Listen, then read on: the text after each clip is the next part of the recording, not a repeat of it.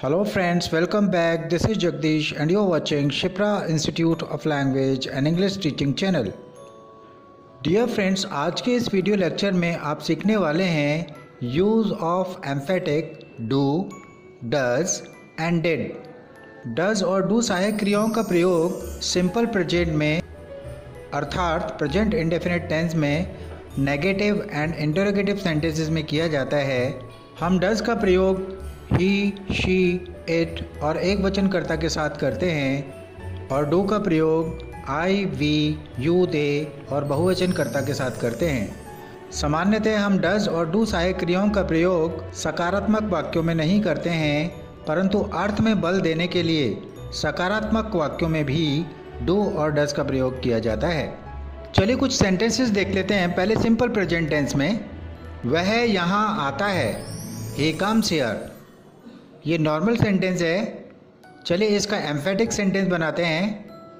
वह यहाँ आता तो है या वह यहाँ आता तो ज़रूर है, he does come here. Second sentence है वह मेरी मदद करती है, शी हेल्प्स मी। यहाँ पर हमने हेल्प के साथ एस जोड़ा है क्योंकि हमारा सब्जेक्ट शी सिंगुलर है। अब इसको एम्फेटिक सेंटेंस में देखते हैं। वह मेरी मदद तो ज़रूर करती है, इंग्लिश होगी she does help me. Changes को देखिए।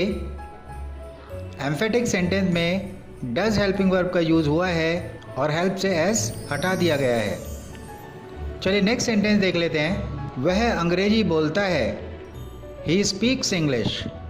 यहाँ पर ही सब्जेक्ट सिंगुलर है, इसलिए स्पीक के साथ एस जोड़ा गया है। अब इसी सेंटेंस को एम्फेटिक सेंटेंस में देखते हैं। वह अंग्रेजी तो बोलता है या वह अंग्रेजी तो ज़रूर बोलता है, इंग्लिश होगी ही डज स्पीक इंग्लिश।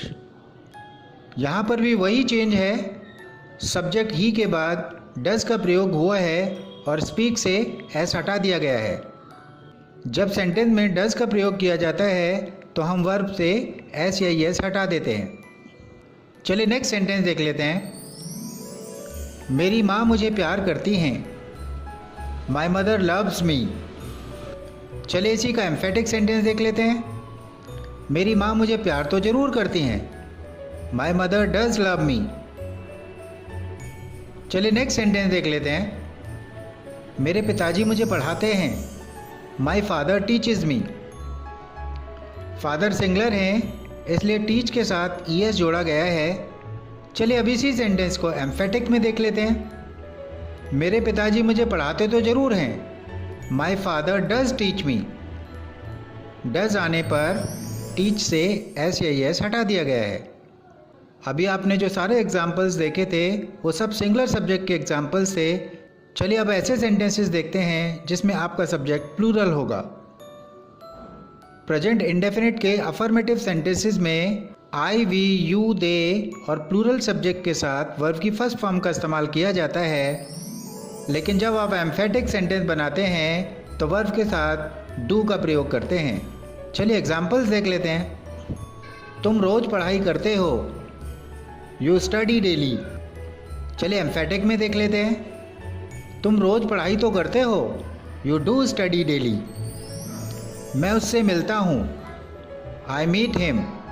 मैं उससे मिलता तो ज़रूर हूँ, आई डू मीट हिम। हम अंग्रेजी सीखते हैं, वी लर्न इंग्लिश। हम अंग्रेजी तो सीखते हैं, वी डू लर्न इंग्लिश। वे क्रिकेट खेलते हैं, दे प्ले क्रिकेट। वे क्रिकेट तो ज़रूर खेलते हैं, दे डू प्ले क्रिकेट। मैं तुम्हें पसंद करता हूँ, आई लाइक यू। मैं तुम्हें पसंद तो ज़रूर करता हूँ, आई डू लाइक यू। चलिए कुछ और सेंटेंसेस देख लेते हैं। मैं अपने बड़ों का आदर ज़रूर करता हूँ, इंग्लिश होगी I do respect my elders. वह यहाँ आती तो है पर केवल सप्ताह में एक ही बार, she does come here but only once in a week. मेरी पत्नी सोचती है कि मैं उसे प्यार नहीं करता हूँ, लेकिन मैं अवश्य उसे प्यार करता हूँ। My wife thinks I don't love her but I do love हर। वह मेरी मदद तो ज़रूर करता है लेकिन अनिच्छा से, he does help me but reluctantly. मैं जल्दी जल्दी अपने भाई से नहीं मिल पाता हूँ, पर मैं अक्सर उसे फ़ोन ज़रूर करता हूँ। I am unable to meet my brother too often, but I do call him every now and then.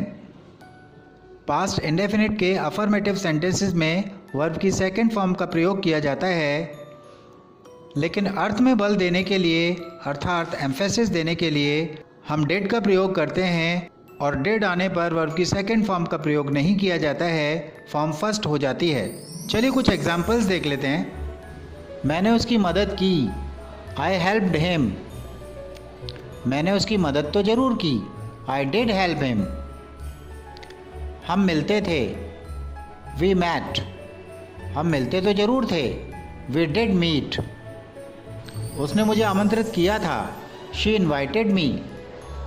उसने मुझे आमंत्रित तो ज़रूर किया था, लेकिन मैं गया नहीं, she did invite me but I didn't go. चलिए कुछ और सेंटेंसेस देख लेते हैं। हम मिले तो थे, पर केवल 5 मिनट के लिए, we did meet but only for 5 minutes. मैंने पक्का घर को ताला लगाया था, अर्थात मैंने घर को ताला ज़रूर लगाया था, I did lock the house. मैं उससे मिल नहीं सका, पर उसे फ़ोन ज़रूर किया था, I couldn't meet her but I did make a call to her. हमने बात तो ज़रूर की थी, पर इस विषय पर नहीं, we did talk but not on this topic. मैंने उसे आमंत्रित तो किया था, पर वह आई नहीं, I did invite her but she didn't come. Do का प्रयोग जोर देने के लिए इम्पेरेटिव सेंटेंसेस में भी किया जाता है। चलिए एग्जाम्पल देख लेते हैं। पार्टी में ज़रूर आना, do come to the party. इस बारे में सोचना ज़रूर, डू थिंक अबाउट इट। व्यायाम ज़रूर किया करो, डू टेक एक्सरसाइजेस। चलिए एम्फेसिस के कुछ और सेंटेंसेस देख लेते हैं। मेरे पास पैसे तो ज़रूर हैं, लेकिन मैं तुम्हें नहीं दूंगा, I do have money but I won't give it to you. तुम्हारे पास अनुभव तो ज़रूर है, लेकिन तुम्हें यह नौकरी नहीं मिलेगी, you do have experience but you won't get this job. Dear friends, अपने नेक्स्ट वीडियो लेक्चर में मैं इसी टॉपिक पर एक प्रैक्टिस का वीडियो लेक्चर बनाऊंगा। उस प्रैक्टिस को ज़रूर करिएगा, इससे आपको एम्फेटिक सेंटेंस बनाने में बहुत मदद मिलेगी। This brings me to the end of this video lecture. I'll meet you very soon in my next video lecture. Till then, take a very good care of yourself. Bye bye.